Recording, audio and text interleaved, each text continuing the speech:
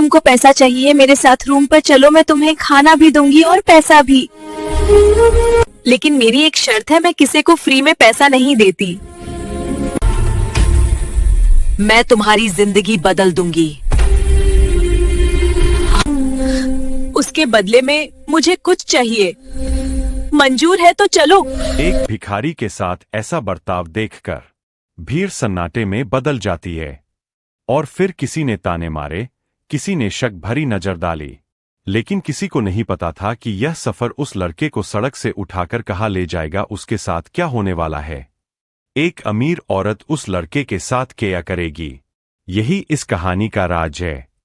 उस लड़के के साथ क्या हुआ, वीडियो को लास्ट तक देखते रहिए। अगर आप हमारे चैनल को पहली बार देख रहे हैं तो चैनल को सब्सक्राइब और लाइक जरूर करें। हमारा उत्साह बढ़ाने के लिए हम आपके आभारी हैं। कहानी को आगे सुनिए। मुंबई का छत्रपति शिवाजी टर्मिनस हमेशा से ही एक जीवंत माहौल में डूबा रहता था। प्लेटफार्म के बाहर रिक्शों की तेज आवाजें, वड़ा पाव वालों की पुकार और यात्रियों की भीड़ का शोर जैसे इस शहर की धड़कन बन चुके थे। लेकिन इस हलचल के बीच एक कोना ऐसा भी था जहां जिंदगी की सबसे कड़वी सच्चाई छुपी हुई सामने आती है। स्टेशन के पास एक पुराने पेड़ के नीचे फुटपाथ पर एक युवक बैठा रहता था। उसका नाम था विक्रम। उम्र करीब 25 साल। चेहरा धूप और धूल से सख्त हो चुका था। आंखों के नीचे गहरे गड्ढे और कपड़े मैले कुचैले। सामने रखा एक पुराना डिब्बा उसकी मजबूरी का प्रतीक था, जिसमें कुछ सिक्के और नोट बिखरे पड़े हुए थे। राहगीर उसे देखते, कोई सिक्का फेंक देता, कोई गिरना ही नजर डालकर निकल जाता और ज्यादातर लोग उसे अनदेखा कर आगे बढ़ जाते। विक्रम की आंखों में भूख और लाचारी साफ झलकती थी। वो हर गुजरने वाले से उम्मीद भरी नजरों से देखता, काश कोई मेरी मदद कर दे, लेकिन हर बार उसकी उम्मीद टूट जाती। एक दोपहर जब सूरज की तपश अपने चरम पर थी, एक साधारण सी साड़ी में लिपटी एक महिला विक्रम के पास रुकी। मर्सिडीज कार लेकर। उसका नाम था सुमन। उम्र करीब 30 साल। चेहरे पर सादगी लेकिन आंखों में एक अनोखी चमक। उसकी चाल में आत्मविश्वास था और नजरों में गहरा अपनापन। भीड़ में एक पल के लिए सन्नाटा छा गया। लोग उसकी तरफ नजरें जमा कर देखने लगे। हवा का बहाव तक जैसे थम गया हो। सबको लगा कि अब वही होगा जो अक्सर होता है, पैसा और मजबूरी का सौदा। सुमन ने विक्रम की ओर देखा और धीमे स्वर में बोली, तुम्हें पैसों की जरूरत है? ना। विक्रम ने शर्मिंदगी से सिर झुका लिया। लोग अब लड़की पैसे के बल पर इस लड़के के साथ क्या करेगी? विक्रम को जवाब देने की हिम्मत नहीं हुई। सुमन ने कुछ पल उसकी आंखों में देखा, फिर गहरी सांस लेकर बोली, देखो, भीख से पेट तो भर सकता है, लेकिन जिंदगी नहीं बदल सकती। अगर तुम सचमुच जीना चाहते हो तो मेरे साथ चलो। मैं तुम्हें ऐसा काम दूंगी जिसमें इज्जत भी होगी और रोटी भी। यह सुनते ही चारों ओर खामोशी छा गई। भीड़ में खुसर पुसर शुरू हो गई। किसी ने बुरी नजर डाली, किसी ने हिकारत से सिर हिलाया। कुछ लोगों ने कहा, यह इसे ले जाकर पैसे के बल पर इससे कुछ फायदे उठाएगी। आजकल की लड़कियां तो इसी मौके की तलाश में होती है। लेकिन सुमन की आवाज में ऐसा यकीन था कि विक्रम के कदम हिल गए। उसके दिल में डर और उम्मीद की रोशनी था। मन कह रहा था कि शायद यह भी बाकियों जैसा छलावा और धोखा हो। लेकिन दिल के किसी कोने से एक आवाज आई, नहीं, यह अलग है। सुमन ने बिना कुछ और कहे अपनी गाड़ी की ओर इशारा किया। विक्रम ने हिचकते डरते हुए भीड़ की ओर देखा। कुछ आंखों में दया थी, कुछ में शक, लेकिन उसे लगा कि यह पल उसकी जिंदगी का फैसला करने वाला है। अगर मैं लोगों की तरफ देखा तो मुझे पूरी जिंदगी यहीं पर लोगों के सामने हाथ फैलाना पड़ेगा और सिक्के बिठोन पड़ेंगे। इस बदहाली ने मेरी जिंदगी में खत्म हो जाएगी। वो कांपते कदमों से उठा और गाड़ी के पीछे बैठ गया। भीड़ वहीं खड़ी रह गई। हर कोई सोच में डूबा था कि यह सफर कहाँ ले जाएगा। गाड़ी मुंबई की तंग गलियों से गुजरती हुई एक साधारण से मोहल्ले में रुकी। एक छोटे से घर के सामने सुमन ने गाड़ी रोकी और बोली, डरने की जरूरत नहीं विक्रम। जैसा तुम सोच रहे हो वैसा मैं नहीं हूं। यह मेरा घर और मेरा काम है। आज से तुम्हारी जिंदगी यहीं से बदलेगी। विक्रम ने हैरानी से उसकी ओर देखा। डर अभी था, लेकिन साथ ही एक छोटी सी उम्मीद की कि घर का दरवाजा खुलते ही विक्रम की आंखें चौंधिया गई। अंदर का नजारा देखते ही वह हक्का बक्का रह गया। अंदर एक छोटा सा हस्तकला का सेटअप था। वहां पर कुछ लड़कियां हस्तकला की इमेज पर बिजी थी।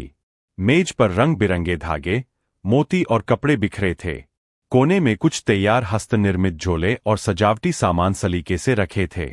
विक्रम के समझ में कुछ नहीं आया।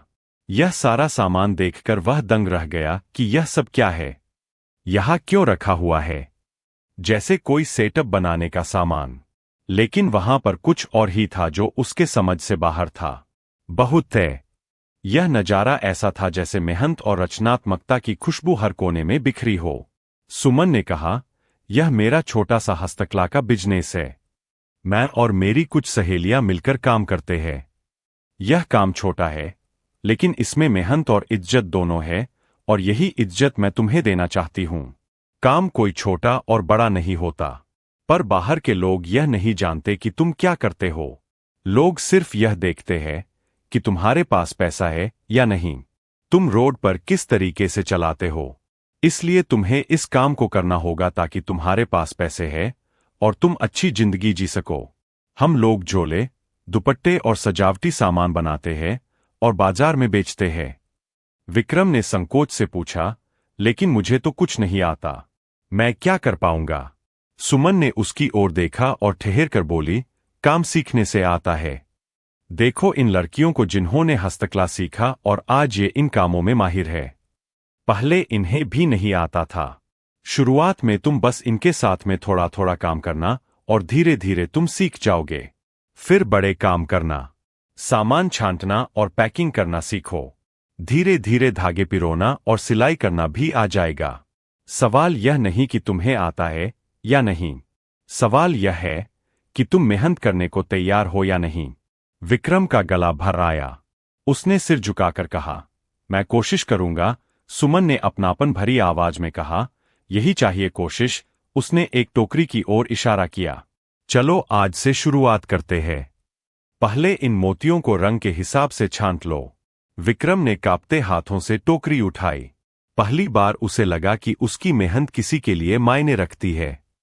अब वो सिर्फ सामान छांटने वाला नहीं था, वो सिलाई करता, डिजाइन बनाता और ग्राहकों से बात भी करता।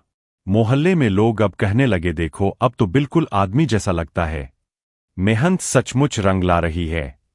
एक दिन जब वो एक दुकान पर झोले पहुंचाने गया तो एक ग्राहक ने कहा, भाई तुम्हारे झोले की सिलाई तो कमाल की है, बिल्कुल मजबूत और खूबसूरत।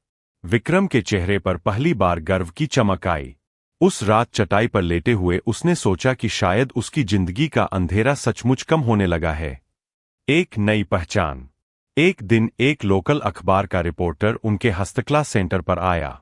उसने सब कुछ देखा, तस्वीरें खींची और अगले दिन अखबार में हेडलाइन छपी, मुंबई टर्मिनस का पूर्व भिखारी अब सज रहा है, सपनों के रंग। तस्वीर में सुमन और विक्रम साथ खड़े थे। सुमन के चेहरे पर गंभीरता थी और विक्रम की आंखों में आत्मविश्वास। यह खबर पूरे मोहल्ले में फैल गई। लोग अब उन्हें सम्मान की नजर से देखने लगे। कई बार कुछ लोग उन्हें ताने मारते। सुमन विक्रम को हमेशा समझाती और कहती कि यह लोग हमेशा अपनी ही तरह सोचेंगे, तुम्हें कुछ बड़ा करके दिखाना है, वरना यह तुम्हें कभी आगे नहीं बढ़ने देंगे। विक्रम की आंखों में आंसू आ गए। वह चुप होकर चटाई पर लेट गया। लेकिन सुमन ने कहा कि तुम हार मत मानो, मैं तुम्हारे साथ हूं और हमेशा रहूंगी। इसके बाद वे दोनों मिलकर अपनी कंपनी को बढ़ाने लगे। एक दिन सुमन ने विक्रम को बुलाकर कहा कि अब हमें ज्यादा